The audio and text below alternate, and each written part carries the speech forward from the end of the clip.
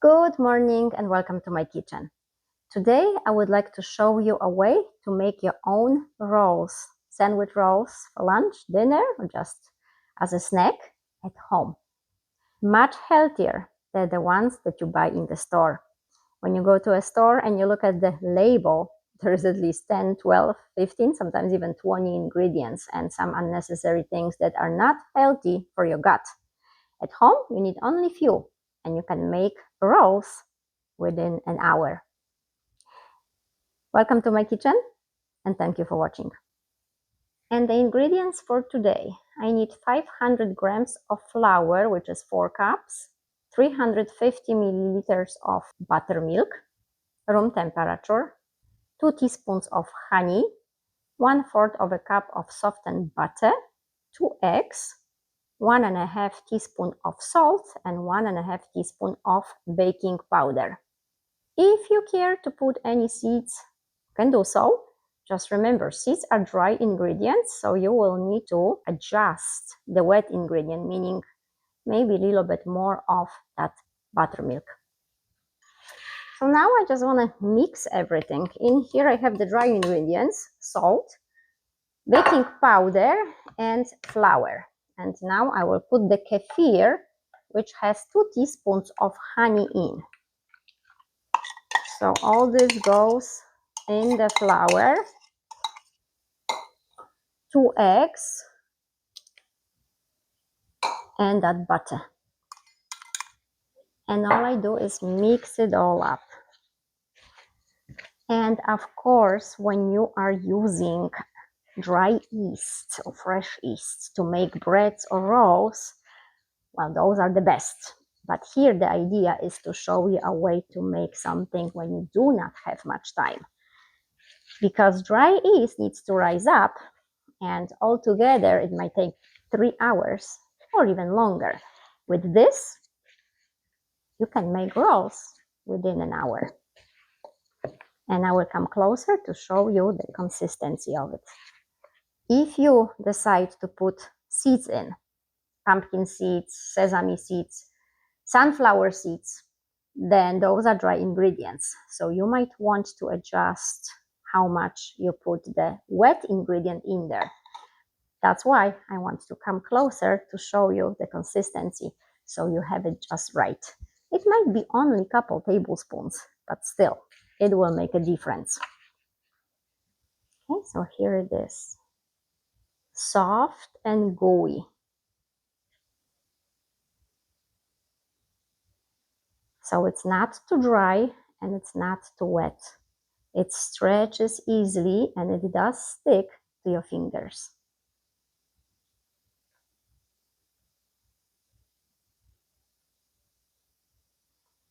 Okay, time to roll it and cut pieces for the rolls. So I got some flour on my board and I will take the dough out.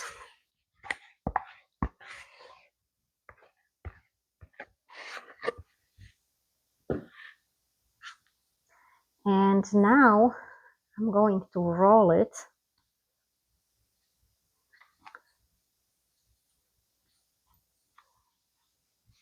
Okay, so I roll it out covered in flour a little bit so it doesn't stick to the board.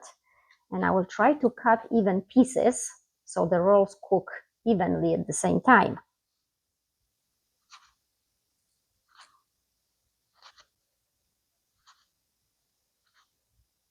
My children like small rolls, so I'm making them a little bit smaller. But if you like bigger, then you can make them bigger. Remember, when you have a bigger roll, you will need to adjust the temper a little bit, maybe a minute or two longer in the oven. Size does matter if it comes to baking.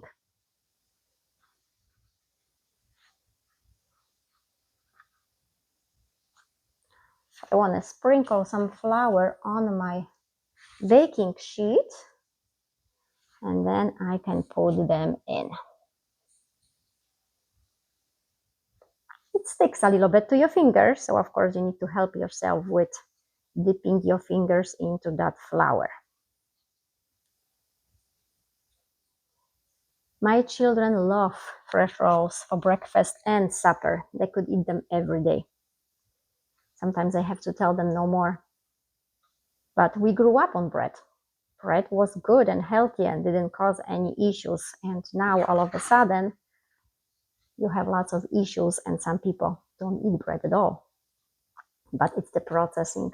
It's not the bread. It's the processing of the ingredients that go into that bread. Flour is not the same anymore.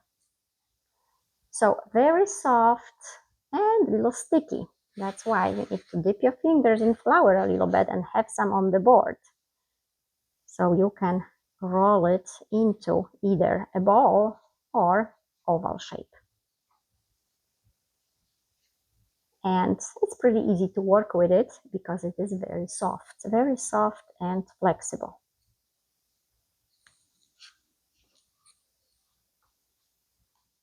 So the size for me here will allow me to have 11 rolls.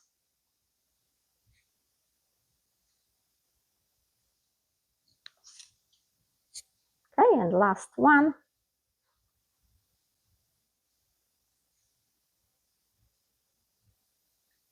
Flatten it a little bit and it is all ready. And oven is preheating right now to 390.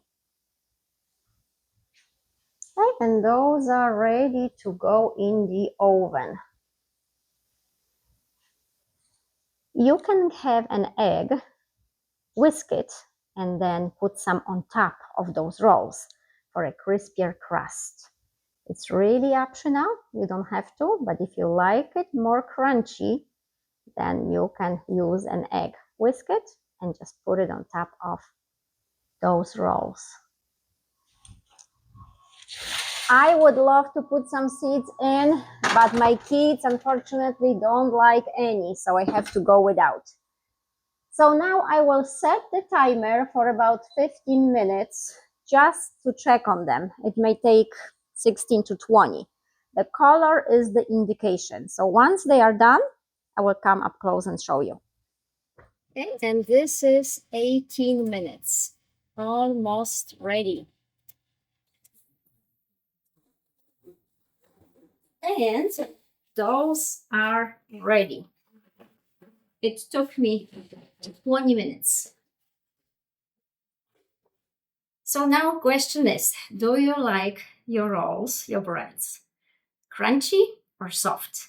Because if you like them crunchy, leave them the way they are right now. Don't do nothing, just wait until they cool off. If you like them soft, then cover those.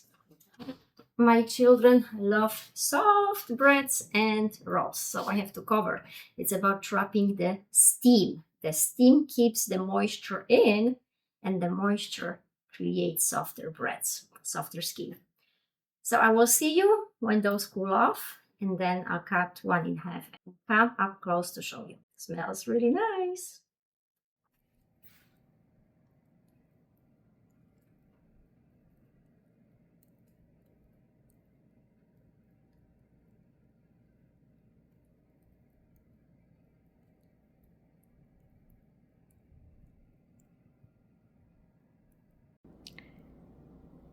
Those are still warm, but I did cut one in half, even though those are not ready yet. But the smell is temptation. I've got some butter, so I will enjoy one warm, crunchy roll. Thank you for watching. Smacznego.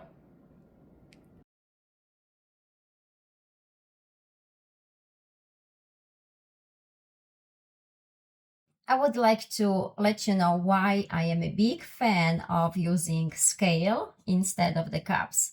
I do put measurements in cups, so it's easier. As you know, I'm from Europe, so everything for me is in grams.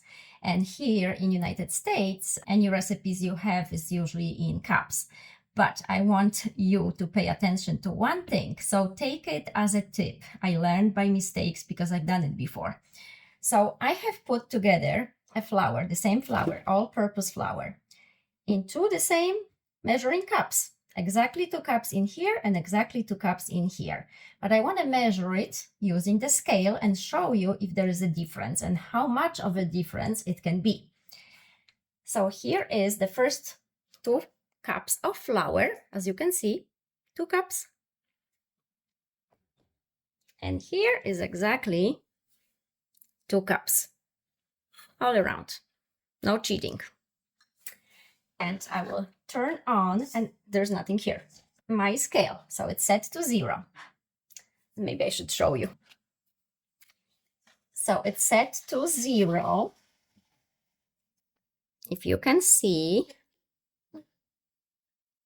Okay, and I will put the first 2 cups in. And it says it is 248 grams. So now I will take this into a different cup, and it's empty. Put it back. It comes back to 0. And now the other 2 cups. All of it. And this one is 314. So now you can see that 2 cups are not created equal, right? They do not measure on a scale the same. So why is that? Well, it's all about handling the flour. If we are gentle with it, the flour is fluffy, it's light, and then 2 cups, nice fluffy flour. If you handle the flour, shake it, kind of bang it, on the surface somewhere, it loses its volume because it becomes dense. So you keep adding to have exactly 2 cups, right? Well, but it's much, much more heavier. It's much, much more flour that you need. So if you ever had a cake and you tried to follow the measurements and directions and the cake wasn't quite the way you hoped, it wasn't as fluffy, it wasn't as delicate, it wasn't as soft, well, maybe because there was too much flour. So it's just a tip, and I hope you will find it helpful to kind of pay attention to how we handle flours. I know how it is when you bake something and you put your heart into it, time into it, and then it doesn't come out the way you hope for. And it's frustrating. So I hope this helps. Thank you for watching.